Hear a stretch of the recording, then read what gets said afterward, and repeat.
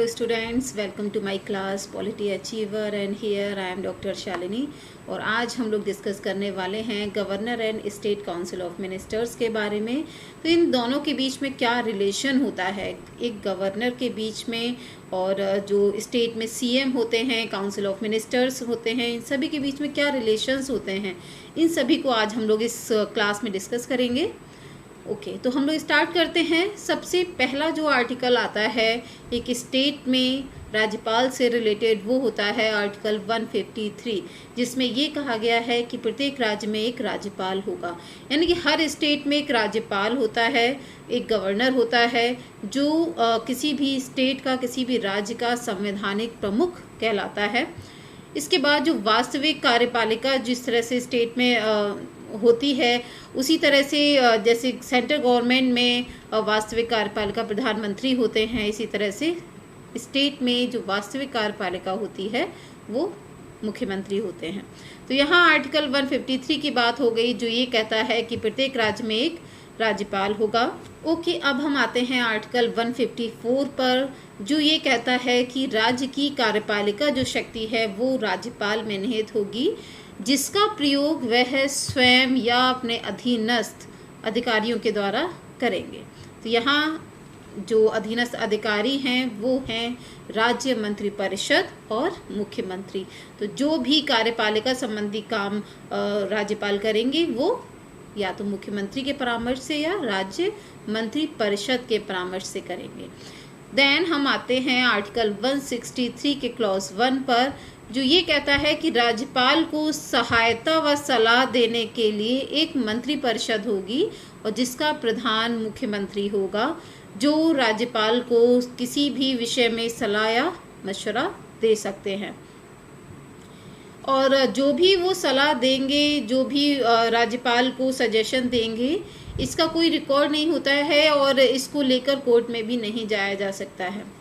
अब बात करते हैं आर्टिकल 163 के क्लॉज 2 की, जो ये कहता है कि राज्यपाल का अंतिम विनिश्चय होगा जिन कार्यों को राज्यपाल पर छोड़ा गया है। तो यहाँ बात हो रही है स्वविवेकीय अधिकारों की, जो कि राज्यपाल पर छोड़े गए हैं। जैसे कि हम बात कर सकते हैं आर्टिकल 200 की, आर्टिकल 201 की, जिनमें ये कहा गया है कि अगर राज्यपाल चाहें तो किसी भी विधेयक को अपना राष्ट्रपति के लिए सुरक्षित रख सकते हैं, या फिर आर्टिकल 201 के तहत वो राष्ट्रपति के पास उसे भेज सकते हैं।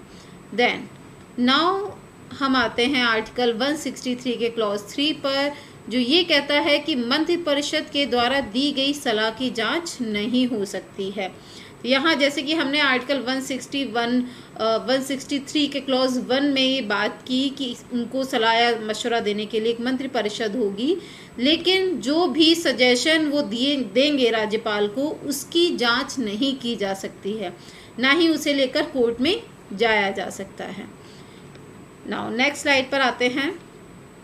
ओके, अब बात करते हैं कि शपथ जो दिलाई जाएगी राज्य मंत्रिपरिषद के जितने भी मंत्री होंगे, मुख्यमंत्री होंगे, इन सभी को शपथ दिलाने का जो काम है वो राज्यपाल का होगा आर्टिकल 164 के क्लॉज 3 के तहत। यानी कि जितने भी मुख्यमंत्री के साथ पूरी मंत्रिपरिषद में मंत्री हैं वो सभी राज्यपाल के प्रति उत्तरदायी होंगे। जिस तरह से इस सेंट्रल गवर्नमेंट की जब हम बात करते हैं तो कैबिनेट में जितने भी मिनिस्टर्स होते हैं वो सभी राष्ट्रपति के प्रति उत्तरदायी होते हैं, उन सभी की नियुक्ति राष्ट्रपति करते हैं। अब बात करते हैं हम आर्टिकल 164 के क्लॉज 1 के बारे में, जो ये कहता है कि मुख्यमंत्री की नियुक्ति राज्यपाल के द्वारा की जाएगी और अन्य मंत्रियों की नियुक्ति मुख्यमंत्री के परामर्श से की जाएगी। ठीक है, जो कि हम अभी बात कर रहे थे कि किसी भी स्टेट में अगर विधानसभा में बहुमत प्राप्त दल की पार्टी होती है तो उसके नेता को मुख्यमंत्री बनाया जाता है और राज्यपाल उस पार्टी के जो भी नेता हैं, जो भी लीडर हैं, उनको मुख्यमंत्री नियुक्त करते हैं। तो यहाँ मुख्यमंत्री की जो नियुक्ति है वो राज्यपाल के द्वारा की जाती है। अगर बहुमत प्राप्त दल है उसको वैसे तो जितने भी मंत्री हैं बहुमत प्राप्त दल के या जो कैबिनेट में हैं, जो मुख्यमंत्री हैं, ये सभी विधानसभा के प्रति उत्तरदायी होते हैं। अगर विधानसभा चाहे तो मुख्यमंत्री के अगेंस्ट या फिर किसी एक पर्टिकुलर मंत्री के प्रति भी अविश्वास प्रस्ताव पेश कर सकती है और उन्हें पूरा जो मंत्रिमंडल है, पूरी जो कैबिनेट है, उसको त्यागपत्र देना होता है। तो यहाँ इम्पोर्टेंट बात ये है कि अगर किसी भी पार्टी को बहुमत प्राप्त नहीं होता है तो राज्यपाल अपने स्वविवेक से किसी भी व्यक्ति को, किसी भी पार्टी को वहाँ शासन चलाने के लिए बोल सकते हैं या फिर मुख्यमंत्री के रूप में नियुक्त कर सकते हैं। ठीक है, इसके बाद जो भी मंत्री राज्यपाल नियुक्त करेंगे, जो भी मंत्री राज्यपाल मुख्यमंत्री के परामर्श से जिनकी नियुक्ति करते हैं, वे सभी राज्यपाल के प्रसाद पर्यंत ही काम करते हैं। ओके, अब बात करते हैं हम आर्टिकल 167 के बारे में, जो ये कहता है कि राज्यपाल को सूचना देने का जो मुख्यमंत्री का दायित्व होता है, यानी कि एक मुख्यमंत्री है, उसकी एक रेस्पॉन्सिबिलिटी होती है कि शासन से संबंधित जो भी गतिविधियां हो रही हैं या जो भी कार्यवाहियां की जा रही हैं, उन सभी की बारे में इंफॉर्मेशन वो गवर्नर को प्रोवाइड कराए। तो ये सीएम की रेस्पॉन्सिबिलिटी होती है, उनका दायित्व होता है। देन एक बहुत ही इम्पॉर्टेंट जो रिलेशन है एक गवर्नर के बीच में और एक चीफ मिनिस्टर के बीच में, वो ये होता है कि गवर्नर को एडवाइस करते हैं चीफ मिनिस्टर। ये हमने पहले भी डिस्कस किया है।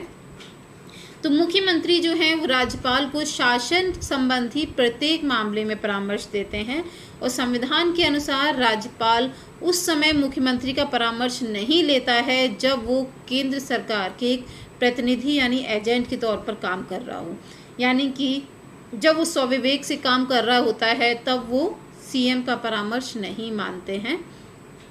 अन्य स्थितियों में तो वो मुख्यमंत्री के परामर्श से ही काम करते हैं। जैसे कि अगर किसी राज्यपाल को किसी यूटी का प्रशासक या उपराज्यपाल बना दिया जाता है, तो वो अदर जिस यूटी के प्रशासक बनाए गए हैं, राज्यपाल बनाए गए हैं, वहाँ का शासन अगर वो देखते हैं तो वो संबंधित जो जिस राज्य के वो मुख्यमंत्री हैं उसकी मंत्रिपरिषद से वो प्रभावित नहीं होंगे। उसकी मंत्रिपरिषद से प्रभावित हुए बिना वो यूटी के कार्यभार को संभालते हैं। तो यहाँ पर वो स्वविवेक से काम कर रहे हैं, यहाँ वो केंद्र के एक एजेंट के तौर पर काम कर रहे हैं, तो वो मंत्रिपरिषद से सलाह या मशवरा नहीं करते हैं। तो आज हमने डिस्कस किया जो मुख्यमंत्री हैं और राज्यपाल हैं इनके रिलेशन के बारे में। तो आई होप सो आपको वीडियो पसंद आया होगा, और अगर पसंद आया है so keep watching my videos and like and subscribe also. तो इसके साथ ही वीडियो को ख़त्म करते हैं। So thank you so much, bye bye.